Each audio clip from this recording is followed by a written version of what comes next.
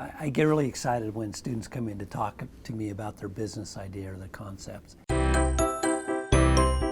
What is the problem that you're trying to solve? My idea was far from perfect at first.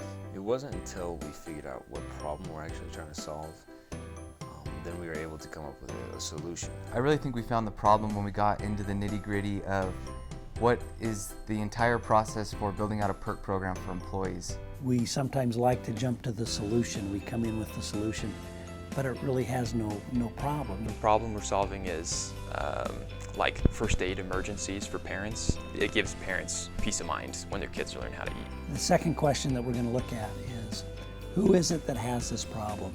We narrowed it down to 3 different kinds of people. The car likers, second, the ones who have the cars, and the third being businesses that would benefit from our app being created. Sometimes, we'll have students come and say, well, everybody has this problem. Well, that doesn't help us. We really need to zero in on who specifically has this problem. We look for companies that really value their employees, that they want to give back to their employees, that they're doing lots of perks. Those are the type of companies that we know will be a good fit with. She just said I was thinking about it as I was feeding my kids, wow, it'd be really scary if they started choking. I wouldn't know what to do. And so it was more just from an actual mother who told us that. Question number 3 is, what's my solution?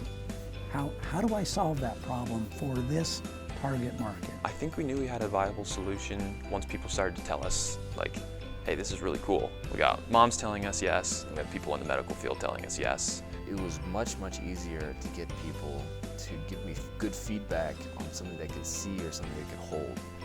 So we did a lot of drawings just on paper. Yeah, it was like build, validate, build, validate, build, validate, and that was the structure that we used. The 4th question would be, are people willing to pay for this solution? We knew we had a viable solution when people said, wow, when we could see the light or the excitement pop up in people's minds. And then we started talking to hospitals on a bigger level, and they're already giving out those new mother packages, so it was kind of an easy thing to sell. I was like, well, put this in there with it and get your office name out there, hopefully get some more business for you.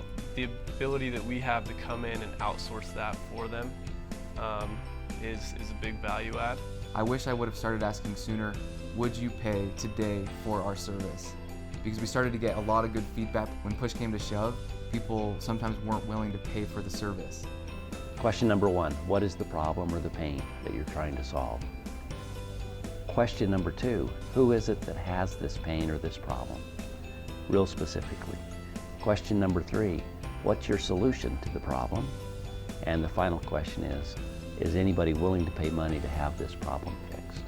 Those are the 4 questions that we'll go over, and we're just really excited to have you come on in and talk to us, see what we can do to help you work on your business idea and business concept.